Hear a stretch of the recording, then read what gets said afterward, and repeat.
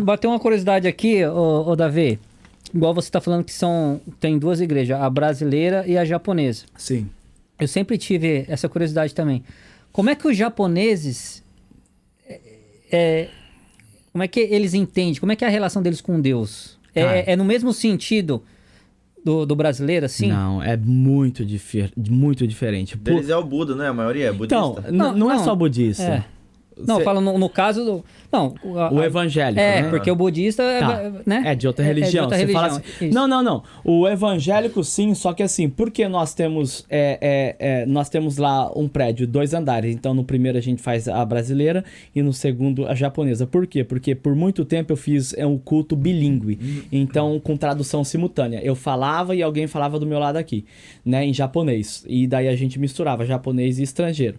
Só que o que acontece? A cultura é muito diferente. Por exemplo, o brasileiro ele é muito frenético, ele é muito eufórico, né? Então, ele é muito emotivo. Então, você fala um negócio, ele começa a chorar. Tudo japonês, ele é meio friozão, entendeu? Então, um se assusta com o outro. O brasileiro olha e fala assim, nossa, ele não tem amor. O japonês olha, nossa, ele é emotivo demais. Então, a gente teve que separar. Até mesmo eu sou ligado a uma igreja do Brasil para trabalhar com brasileiros e uma igreja japonesa para trabalhar com japoneses. Por quê? Porque a maneira de pregar para um japonês, por exemplo, quando eu prego para brasileiros, eu prego com mais ênfase e tudo, falo mais alto. Agora com japonês eu uso mais quadros, sou mais didático, entendeu? Eu escrevo, eu explico. Por quê? Porque o brasileiro, ele já nasce ouvindo sobre Deus. Tipo assim, se eu falar assim, mano, você sabe quem é Jesus? Eu sei. Agora pro japonês, se falar, você sabe o que é Yesu? Né? Que é Jesus em japonês. Yesu, eles vão falar yes em inglês, tipo, é sim? Eles nem sabem. Né? Daí até você explicar quem é Jesus, o que ele fez, o que ele representa. Porque quando você fala a palavra Deus, que é Kami-sama em japonês, pro japonês, Kami-sama é tudo. Tem o Deus do dinheiro, tem o Deus disso, tem o Deus daquilo, são milhares de deuses. Então, para você falar para ele, olha, não, tem um Deus que criou todas as coisas. Esse Deus, ele tem um filho. E esse filho, ele veio na terra, se fez homem, morreu por você, ressuscitou. Buga a cabeça deles. Então, você precisa de muito mais tempo. É muito complexo, cara. É muito complexo. Muito complexo. Em muitos casos, você tem que ensinar basicamente do zero, né? Não, é como você ensinar, tipo assim, você tem que ensinar o beabá, uma coisa que é simples pro brasileiro, pro japonês é uma coisa de outro mundo, literalmente. Então, assim, a gente tem a dinâmica é totalmente outra, cara. Ler a Bíblia, eu não vou mentir pra vocês não, eu nunca li a Bíblia, entendeu? Uma vez eu tentei ler, mas eu acho que eu peguei a mais complexa. A linguagem. Umas palavras que eu não entendia nada, algumas palavras. Imagina uma Bíblia em japonês. Não tem? Não deve ter, né? Porque é traduzido em todas as línguas. Ano passado eu li a Bíblia em japonês inteiro. Caramba. Em português eu já li umas 10 vezes, de Gênesis a Apocalipse, são 66 livros, né? Pra você ter uma ideia, se você ler de 3 a 4 capítulos por dia, você consegue ler a Bíblia inteira em um ano. Nossa. Ok? Eu já li eu acho que eu leio uns 10 capítulos por dia, mais ou menos, né? Mas assim, eu li em japonês a Bíblia inteira, só que a Bíblia em japonês, eu tenho que falar pro japonês, eu tenho que pregar em japonês e eu tenho que explicar termos bíblicos em japonês pro japonês, porque ele não entende, porque é coisa que não usa no cotidiano.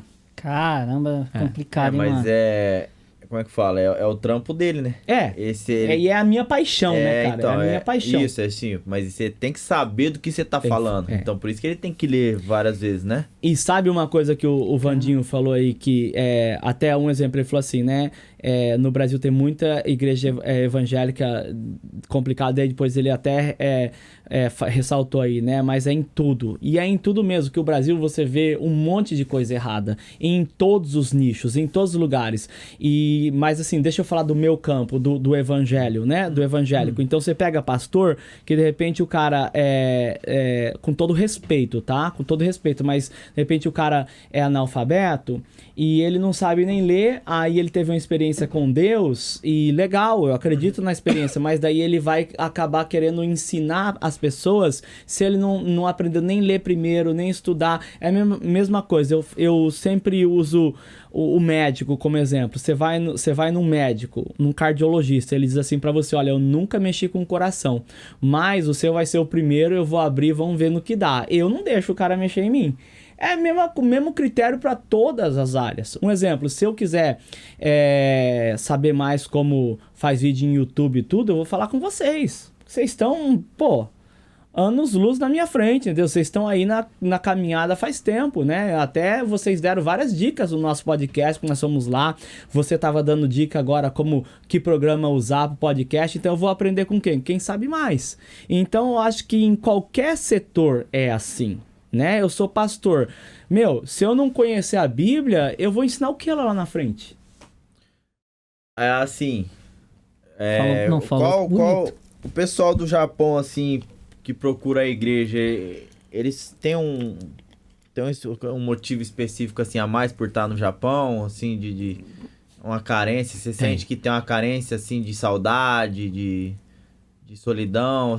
Como é que é essa fita aí do pessoal que tá aqui? É isso que você falou. Eu acho que o Japão em si, a cultura, é uma cultura que ela é muito diferente no Brasil, que eles não são calorosos, né? Eles não são muito afetivos, né? Então é basicamente cada um por si, né? E cada um tem a sua vida. Você não vai na casa de um outro japonês, né? Um japonês com outro, é muito raro isso, né? Então isso, querendo ou não, para quem é brasileiro, ele sente muito falta, né? Então assim, a igreja, nesse aspecto, ela tem para agregar muito. Por quê? Porque a gente tá junto, né, cara? A gente tá junto sempre, a gente acaba o culto lá, um exemplo, no domingo a gente começa o culto 10h30 da manhã.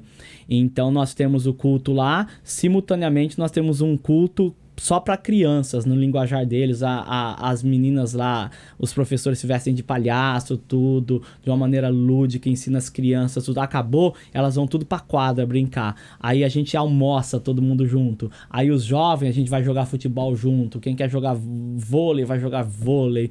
Enfim, no verão, vai todo mundo pro rio. Então, querendo ou não, aquela questão de família, né? A igreja é uma família. E para quem tá no Japão, pesa muito isso. Por quê? Porque além de muitos estarem sem os seus familiares, aqui a própria cultura não tem muito esse calor humano, né? Então, nisso a igreja, ela agrega muito e por incrível que pareça, a maioria dos japoneses que vem atrás da gente, que quer fazer parte da igreja, é porque eles acham interessante isso na nossa cultura, de ser próximo, né? De estar junto. Então, nesse aspecto, assim, a igreja, ela faz a diferença aqui no Japão, né?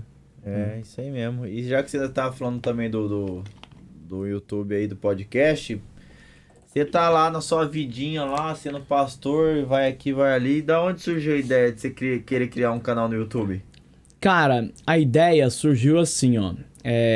Na verdade, como pastor, eu vi que o meu alcance, ele se resume na maioria dos casos a cristãos ou a não cristãos que algum cristão trouxe até mim. Boca a boca, né? Então, eu queria ajudar mais pessoas. Com isso, eu fiz o quê? Eu abri a ONG, né? Mas eu falei, agora nós estamos ajudando agora não cristãos, né? A resolver os seus problemas, tudo. Aí eu queria ajudar em outra área. Nós abrimos a empreiteira, né? Abrimos a empreiteira. Aí eu quero ajudar também cristãos, eu quero divulgar também nas redes sociais o que é o cristianismo e mostrar que o cristão, porque muitas pessoas têm a ideia do cristão, um exemplo, o cristão é bitolado, ele não pode fazer nada. E não é verdade, né? Então, eu quero trazer no nosso podcast, né, histórias interessantes de não cristãos e de cristãos, mas para mostrar, por exemplo, agora em fevereiro vai a Erika Okazaki, né, que é do Playground. Ela é repórter, né? Ela é repórter, então assim, e ela faz uns trabalhos muito legais, entendeu? Daí eu tenho uma outra pessoa que faz quadro, é cristão, então para mostrar pras pessoas também que o cristão, ele não é um cara bitolado que vive dentro da igreja, porque essa é a imagem que muitas pessoas Com a têm. Bíblia debaixo do braço. E não é isso, cara. Não é isso. Ser cristão não é você viver com a Bíblia debaixo do braço, de joelho, né, e dentro da igreja, não. Não é isso. O cristão tem uma vida, o cristão é alegre, o cristão, ele, né, ele tem muito para agregar. Então, por isso que através do podcast a gente quer mostrar isso para as pessoas, né, que ser cristão não é ser careta, ser cristão não é ser chato. Eu digo o seguinte, você fala assim, não, mas a maioria dos cristãos são chatos. Não, essas pessoas que você conheceu que são chatas, porque, não, tem gente chata em todo lugar, né? Tem cristão que é chato? É chato, mas não é porque ele é cristão, é porque ele é chato. É porque ele é chato. Não tem a ver, né? Não tem a ver. Tem gente que é chata mesmo. Cristão e não cristão, entendeu? E pessoa chata é chata, mano. Em qualquer lugar, sendo cristão ou não. Se o cara é chato, ele é cristão, ele é um cristão chato.